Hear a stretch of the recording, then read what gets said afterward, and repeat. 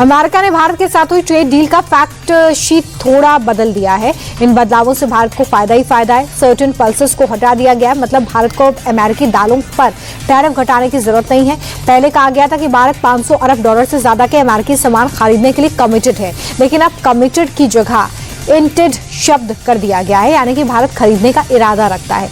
कृषि उत्पादों को खरीदने का कोई दबाव नहीं है।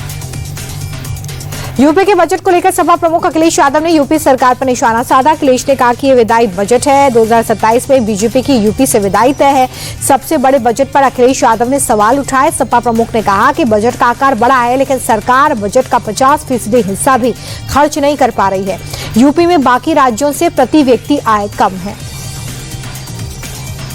योगी सरकार ने अपना 10वां बजट पेश किया है। बजट को लेकर सीएम योगी ने कहा कि हर वर्ग का ध्यान रखा गया है। पिछले 9 साल में यूपी में टैक्स चोरी बंद हुई है।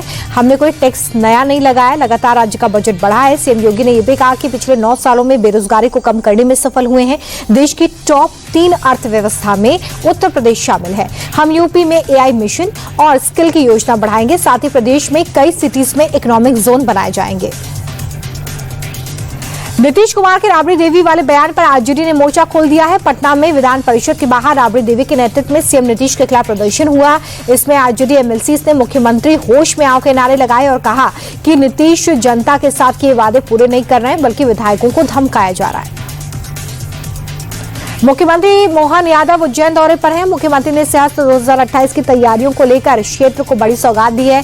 सीएम ने हिरियाखेड़ी जल आवर्धन प्रोजेक्ट के लिए भूमि पूजन किया। नगर निगम के इस प्रोजेक्ट में 1134 करोड़ रुपए का बजट मंजूर हुआ है। मुख्यमंत्री ने कहा कि यह प्रोजेक्ट 2 साल में पूरा होगा, जिसमें 600 से 3000 किलो लीटर की कैपेसिटी वाले 17 नए ओवरहेड टैंक बनाए जाएंगे। इस प्रोजेक्ट से 2055 तक उज्जैन के लोगों की पानी की समस्या दूर होगी। गाजियाबाद में 3 नाबालिग बहनों की सुसाइड मिस्ट्री में बड़ा खुलासा हुआ है। बताया जा रहा है कि पूरा घर चेतन की तीसरी पत्नी नाजनीन के कंट्रोल में था।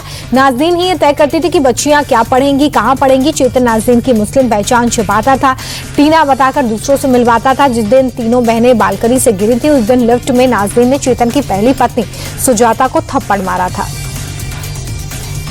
कानपुर लैम्बोर्गिनी केस में नया मोड़ सामने आया है। कोर्ट में सुनवाई के दौरान मोहन नाम के शख्स को कोर्ट में ड्राइवर के रूप में पेश किया गया।